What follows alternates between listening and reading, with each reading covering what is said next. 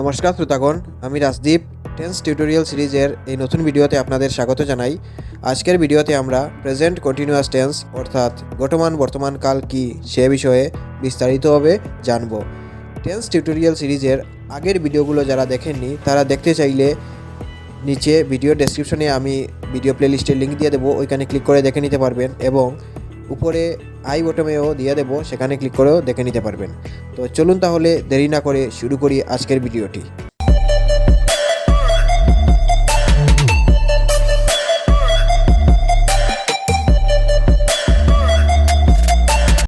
তো প্রথমে জেনে নেই প্রেজেন্ট কন্টিনিউয়াস টেন্স অর্থাৎ বর্তমান কাল কি।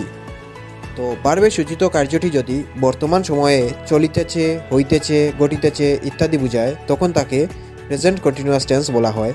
অর্থাৎ কোনো কাজ যদি বর্তমান সময়ে চলছে বা নিকট ভবিষ্যৎ পর্যন্ত চলবে এরকম মনে হয় তবে সেটা প্রেজেন্ট কন্টিনিউয়াস টেন্স বা বর্তমান কাল হয়। এবার আমরা জেনে নেই প্রেজেন্ট কন্টিনিউয়াস টেন্সের সেন্টেন্স মেকিং ফর্মুলা অর্থাৎ বাক্য গঠন পদ্ধতিটি কীরকম। তো প্রথমে সাবজেক্ট বসে, তারপর সাবজেক্টের নাম্বার ও পার্সন অনুযায়ী বি ভার্ব অর্থাৎ এম ইজ আর বসে, তারপর মূল ভার্ব অর্থাৎ ক্রিয়াপদের সঙ্গে আইএনজি যুক্ত করতে হয় এবং অবশেষে অবজেক্ট বা অতিরিক্ত বাক্যাংশ দিতে হয়।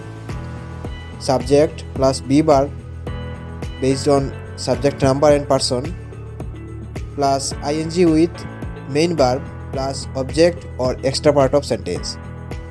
উদাহরণস্বরূপ, আমি ক্রিকেট খেলিতেছি বা খেলছি, I am playing cricket.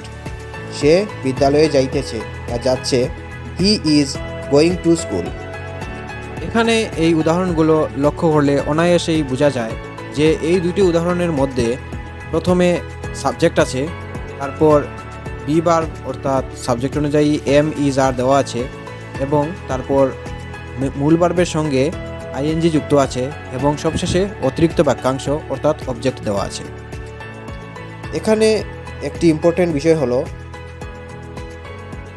I এর পর সবসময় এম বসবে, হি, শি, ইট এবং অন্যান্য সকল থার্ড পারসন সিঙ্গুলার নাম্বার সাবজেক্টের পর ইজ বসবে এবং উই, ইউ, দে এবং অন্যান্য সকল প্লুরাল সাবজেক্টের পর আর বসবে। এবার জেনে নেওয়া যাক প্রেজেন্ট কন্টিনিউয়াস টেন্স অর্থাৎ বর্তমানকালের বাক্য চেনার উপায়গুলি কি কি।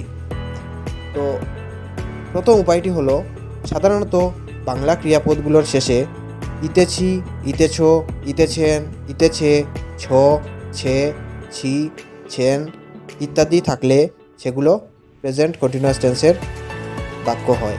যেমন গৌরব ইজ ইটিং রাইস, গৌরব ভাত খাইতেছে, খায়ের সঙ্গে ইতেছে যুক্ত আছে, বা গৌরব ভাত খাচ্ছে, খায়ের সঙ্গে ছে যুক্ত আছে।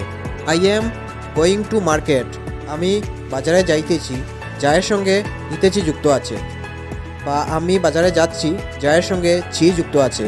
দে আর ফিডিং দ্য কাউ, তাহারা গরুটিকে খাওয়াইতেছে, খাওয়ার সঙ্গে ইতেছে যুক্ত আছে, বা তারা গরুটিকে খাওয়াচ্ছে, খাওয়ার সঙ্গে ছে যুক্ত আছে।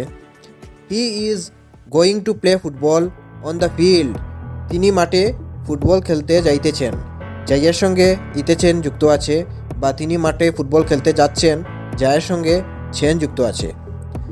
তো প্রেজেন্ট কন্টিনিউয়াস টেন্সের বাক্য চেনার দ্বিতীয় উপায়টি হলো সাধারণত ইংরেজি বাক্যে যদি now, continually, right now, at this moment, at the moment ইত্যাদি থাকে তবে তা প্রেজেন্ট কন্টিনিউয়াস টেন্সের হয়। যেমন আমি এখন পড়িতেছি বা আমি এখন পড়ছি, আই এম রিডিং নাও। সুমিত এখন গান গাইতেছে, সুমিত ইজ সিঙ্গিং নাও। তো এই ছিল প্রেজেন্ট কন্টিনিউয়াস টেন্স বা বর্তমানকালের সম্পূর্ণ বর্ণনা। আমি আশা রাখি এই ভিডিওটি দেখে আপনারা অনেক কিছু জানতে পেরেছেন।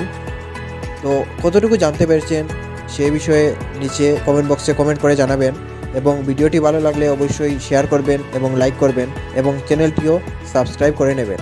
তো ধন্যবাদ ভিডিওটি সম্পূর্ণরূপে দেখার জন্য। দেখা হবে পরবর্তী ভিডিওতে।